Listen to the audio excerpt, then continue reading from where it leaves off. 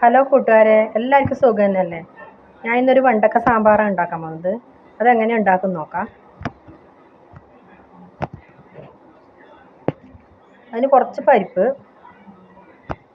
കുറച്ച് ചെറിയുള്ളി ഒന്ന് കഴുകിയെടുക്കാം. പരിപ്പ് കഴുകിയെടുത്തിട്ടുണ്ട്, കുക്കറിലിട്ട് കൊടുത്തിട്ടുണ്ട്. ചെറിയുള്ളി ഇട്ടെടുക്കാം.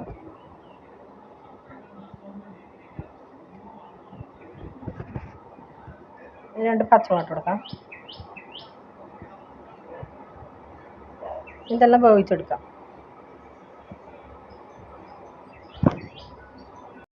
അടുത്ത് നമുക്ക് കുറച്ച് വെളിച്ചെണ്ണ ഒഴിച്ചിട്ട് രണ്ട് ചെറിയ ഉള്ളിയും രണ്ട് പച്ചമുളകും കൊണ്ട് ചൂടാക്കിയെടുക്കാം.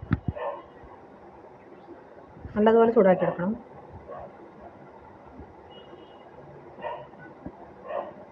ഇതെല്ലാം തേങ്ങ വറുത്തരക്കുമ്പോൾ അതിലിട്ട് ഇറക്കാനാണ്.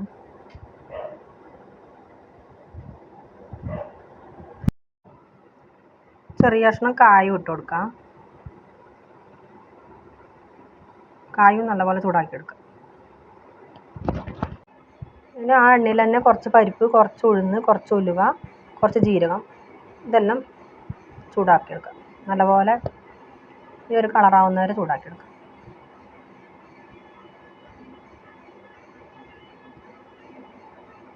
ഇതെല്ലാം ഒരു പാത്രത്തിലേക്ക് മാറ്റി വെക്കാം. ഇതെല്ലാം മൊത്തം തേങ്ങ വറുക്കുമ്പോൾ അതിലിട്ടിട്ട് അരക്കേണ്ടതാണ്. കായും ഇതെല്ലാം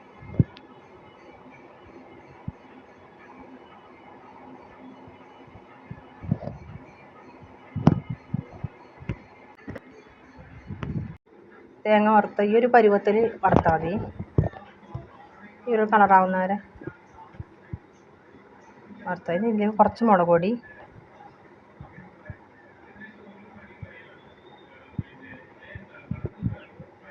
കുറച്ച് മല്ലിപ്പൊടി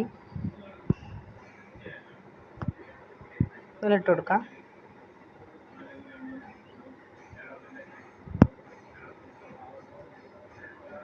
നമ്മൾ നേരത്തെ മാറ്റി വെച്ച ഇതൊക്കെ ഇതിലിട്ട് കൊടുക്കുക. ഇതൊക്കെ നല്ലപോലെ ഇളക്കി കൊടുത്ത് ഇതെല്ലാം അരച്ചെടുക്കാം. മിക്സിയിലിട്ട് അരച്ചെടുക്കാം.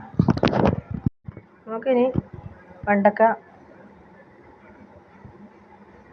കൊടുക്കാം. കുറച്ച് നല്ലപോലെ വെണ്ടക്ക എടുക്കണം. ഇതുപോലെ മുറിച്ച് ചൂടാക്കിയെടുക്കാം. നല്ലപോലെ ചൂടാക്കിയെടുക്കാം.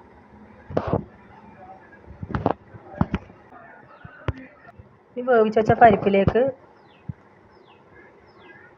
നമുക്ക് ഈ വെണ്ടക്കയിൽ ഇട്ട് കൊടുക്കാം. ചൂടാക്കിയ വെണ്ടക്കയിൽ ഇട്ട് കൊടുക്കാം.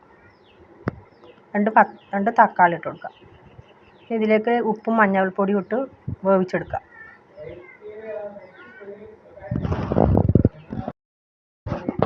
കഷ്ണങ്ങളെല്ലാം വെന്തിട്ടുണ്ട്. വെണ്ടയ്ക്കും തക്കാളിയെല്ലാം വെന്തു. ഇനി അതിലേക്ക് നമുക്ക് പുളിവെള്ളം ഒഴിച്ച് കൊടുക്കാം. പുളിവെള്ളം കുറച്ച് നല്ലോണം ഒഴിച്ച് കൊടുക്കണം. നല്ല ടേസ്റ്റ് ഉണ്ടാവും. ഇനി അരച്ച അരവ് അതിലേക്ക് വെച്ച് കൊടുക്കാം. നല്ലതുപോലെ ഇളക്കി കൊടുക്കാം. നല്ലപോലെ തിളച്ചിട്ടുണ്ട്. നല്ലോണം തിളച്ചിട്ടുണ്ട്. നല്ലപോലെ ഇളക്കി കൊടുക്കാം.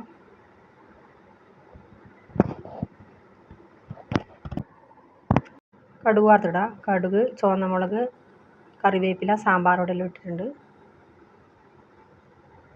വറുത്തിട്ടു. നല്ലപോലെ ഇളക്കി കൊടുക്കാം. വെണ്ടക്ക സാമ്പാർ റെഡി ആയിട്ടുണ്ട്. എല്ലാവരും ഇതുപോലെ ഉണ്ടാക്കി നോക്കണേ. എല്ലാവരും ലൈക്കും സബ്സ്ക്രൈബും ചെയ്യണം. മറ്റൊരു വീഡിയോ കാണുന്നവരെ ബൈ.